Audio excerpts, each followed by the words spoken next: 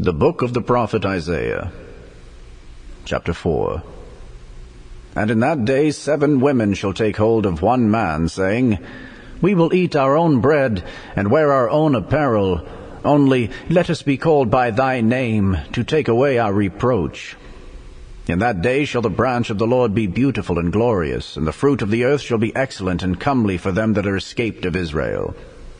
And it shall come to pass that he that is left in Zion, and he that remaineth in Jerusalem, shall be called holy, even every one that is written among the living in Jerusalem. When the Lord shall have washed away the filth of the daughters of Zion, and shall have purged the blood of Jerusalem from the midst thereof, by the spirit of judgment, and by the spirit of burning.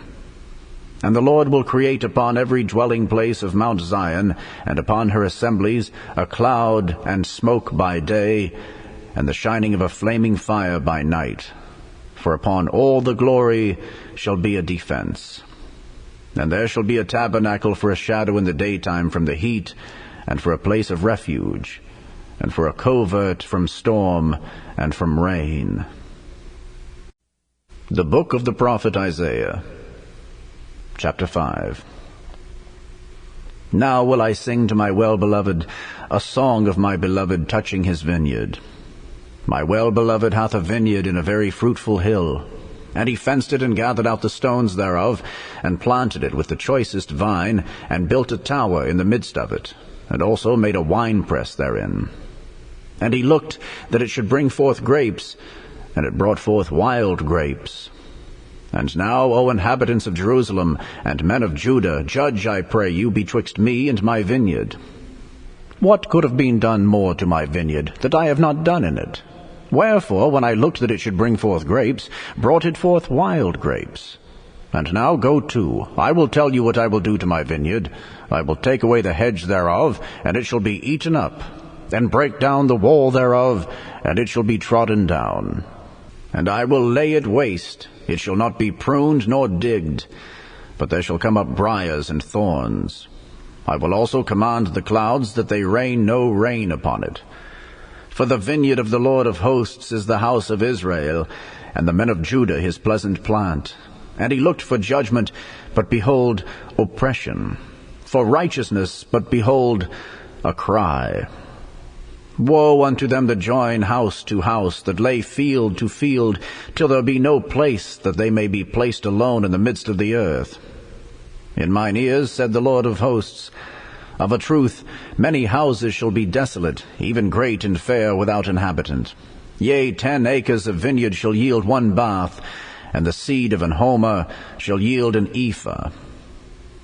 Woe unto them that rise up early in the morning, that they may follow strong drink, that continue until night, till wine inflame them.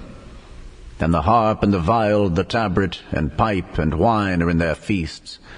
But they regard not the work of the Lord, neither consider the operation of his hands. Therefore my people are gone into captivity, because they have no knowledge, and their honorable men are famished, and their multitude dried up with thirst.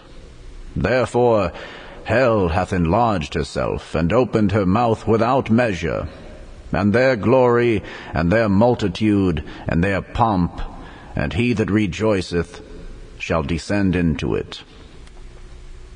And the mean man shall be brought down, and the mighty man shall be humbled, and the eyes of the lofty shall be humbled. But the Lord of hosts shall be exalted in judgment, and God that is holy shall be sanctified in righteousness. Then shall the lambs feed after their manner, and the waste places of the fat ones shall strangers eat. Woe unto them that draw iniquity with cords of vanity, and sin, as it were, with a cart rope, that say, Let him make speed and hasten his work, that we may see it, and let the counsel of the Holy One of Israel draw nigh and come, that we may know it. Woe unto them that call evil good, and good evil, that put darkness for light, and light for darkness, that put bitter for sweet, and sweet for bitter. Woe unto them that are wise in their own eyes, and prudent in their own sight. Woe unto them that are mighty to drink wine, and men of strength to mingle strong drink, which justify the wicked for reward, and take away the righteousness of the righteous from him. Therefore, As the fire devoureth the stubble, and the flame consumeth the chaff, so their root shall be as rottenness, and their blossom shall go up as dust. Because they have cast away the law of the Lord of hosts, and despised the word of the Holy One of Israel. Therefore is the anger of the Lord kindled against his people, and he hath stretched forth his hand against them, and hath smitten them. And the hills did tremble, and their carcasses were torn in the midst of the streets. For all this his anger is not turned away, but his hand is stretched out still. And he will lift up an ensign to the nations from far, and will hiss unto them from the end of the earth. And behold, they shall come with speed swiftly. None shall be weary nor stumble among them, none shall slumber nor sleep, neither shall the girdle of their loins be loosed, nor the latchet of their shoes be broken. Whose arrows are sharp, and all their bows bent. Their horses' hoofs shall be counted like flint, and their wheels like a whirlwind. Their roaring shall be like a lion. They shall roar like young lions. Yea, they shall roar, and lay hold of the prey, and shall carry it away safe, and none shall deliver it. And in that day they shall roar against them like the roaring of the sea. And if one look unto the land, behold, darkness and sorrow, and the light is darkened in the heavens thereof. The Book of the Prophet Isaiah, Chapter 6.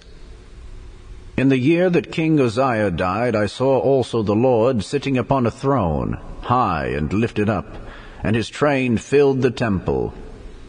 Above it stood the seraphims. Each one had 6 wings. With twain he covered his face, and with twain he covered his feet, and with twain he did fly. And one cried unto another, and said, Holy, holy, holy is the Lord of hosts. The whole earth is full of his glory. And the posts of the door moved at the voice of him that cried, and the house was filled with smoke.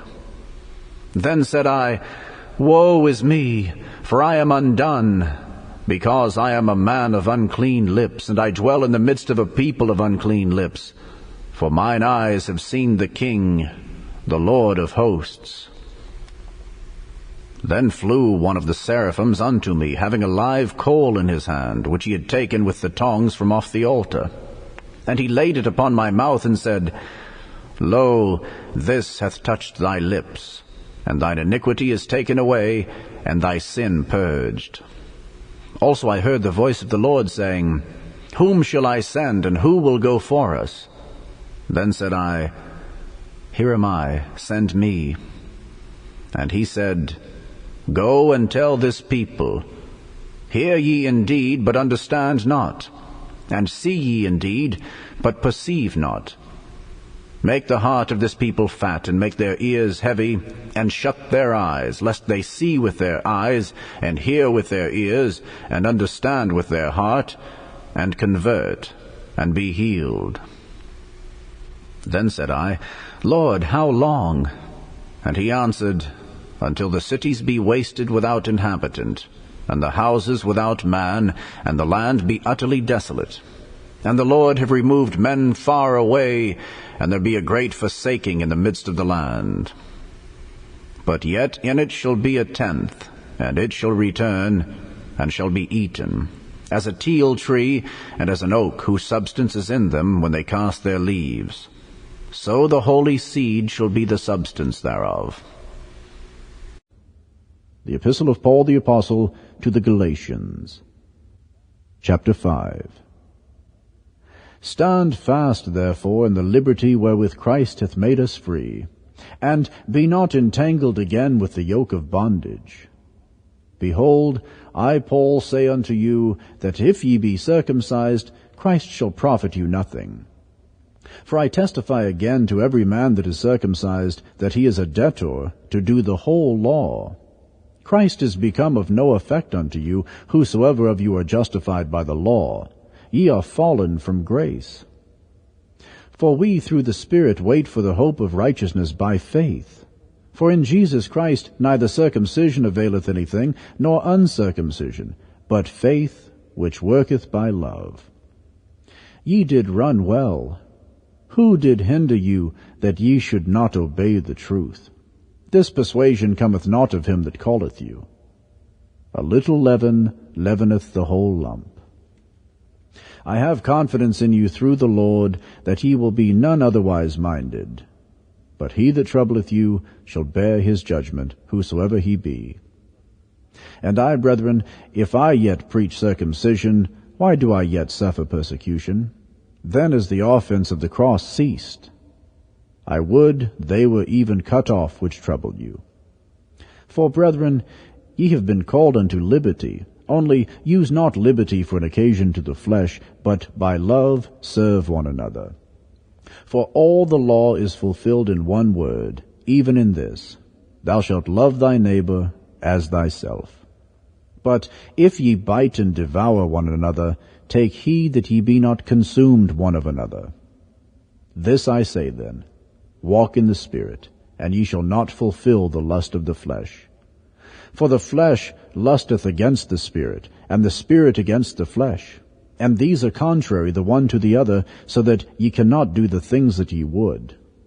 But if ye be led of the Spirit, ye are not under the law.